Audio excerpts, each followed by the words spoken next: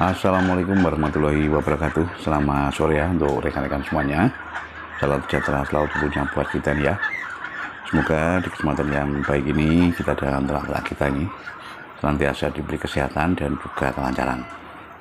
Nah, untuk kesempatan kali ini ya rekan-rekan semuanya, kita hanya sekedar melaporkan saja ini untuk kondisi terkini dari daerah kami ya, atau tepatnya di kandang kami ini. Bahwasanya kemarin sore itu ya sudah terjadi hujan yang sangat lebat dan juga disertai angin ribut. Nah, sehingga untuk kondisi kandang kami ini ya seperti ini, dan untuk bangunan kandang pembesaran kami ini mengalami roboh atau oleng. Nah itu ya bisa kita saksikan bahwasanya di kandang kami ini untuk kandang pembesaran untuk kemarin sore ya terkena angin ribut dan menyebabkan untuk kondisinya menjadi roboh. Nah ini ya tentunya juga berimbas dengan isi dari kandang kami ya, terutama tenaga pembesaran kami yang mana memang untuk kondisinya sangat memprihatinkan. Nah ini ya ada sebagian kecil dari pojok kandang kami ini ya yang masih utuh ini atau tidak roboh dan bisa kita tempatkan untuk endok-endok pembesaran kita ini ya yang berjumlah kurang lebih sekitar 70 ekor, itu kita tempatkan di pojok kandang. Nah inilah ya rekan-rekan semuanya kondisi darurat ini dari kandang kami yang mana memang kemarin sore itu sudah ada ya atau ada hujan lebat disertai dengan angin yang sangat kencang sekali. Tapi alhamdulillah ya rekan-rekan bahwasanya untuk kondisi dari endok-endok kita ini terutama yang pembesaran di dalam kondisi yang sehat dan selamat dari rubuhnya kandang kita. Nah untuk sore kali ini ya rekan-rekan semuanya di dalam kondisi yang memprihatinkan ini ya kita akan coba jawab ini pertanyaan dari salah satu rekan kita yang kemarin menanyakan mengenai masalah langsung pakan yang diberikan pada endok pembesaran ya ketika menginjak usia 1 bulan ke atas.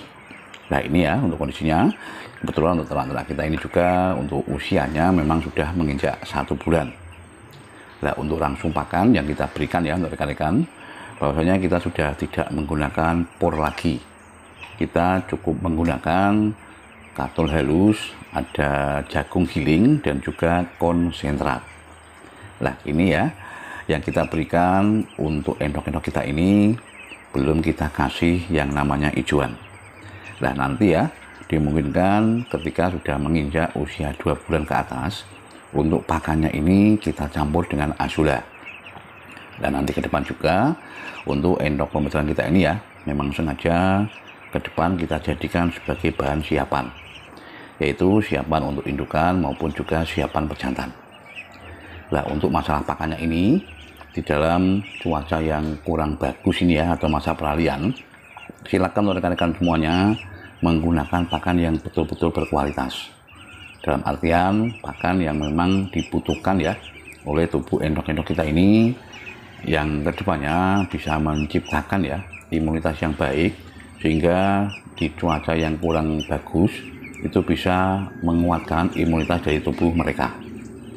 Nah kalau saran saya juga silakan ya gunakanlah untuk katul halus sebagai bahan karbohidratnya.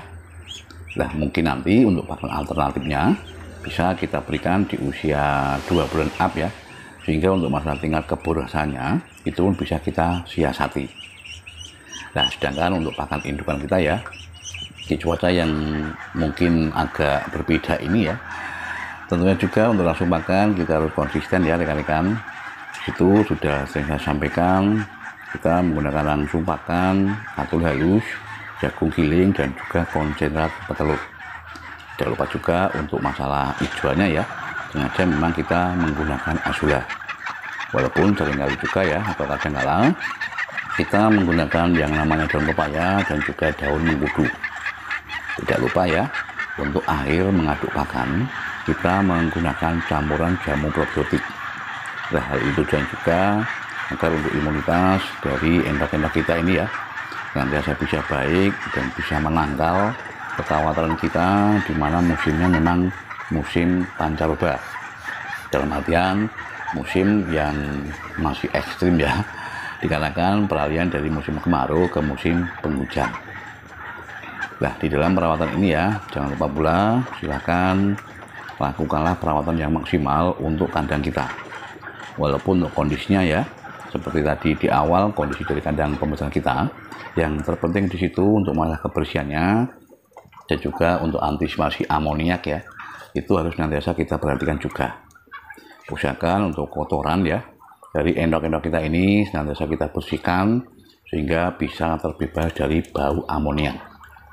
Kita tahu juga ya, bau amoniak tentu juga akan berpengaruh dengan masalah stres ini pada endok-endok kita, dan tentunya juga akan menimbulkan bau yang menyengat sehingga akan mengganggu kenyamanan lingkungan kita.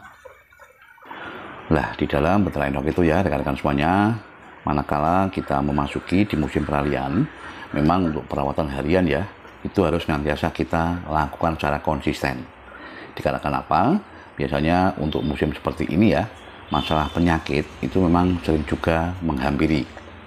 Makanya untuk rekan-rekan pemula ini, silakan lakukan juga masalah penyemprotan kandang ya, agar untuk masalah virus yang dimungkinkan ada di dalam kandang kita ini bisa kita antisipasi ya, sehingga tidak menyebabkan imbas yang negatif. Dan untuk itu juga masalah kebersihan air kolam ya, yang dijadikan sebagai tempat minum dari endok-endok kita ini, sekaligus juga sebagai tempat bermain ya, itu lakukanlah sesering mungkin pergantian untuk airnya.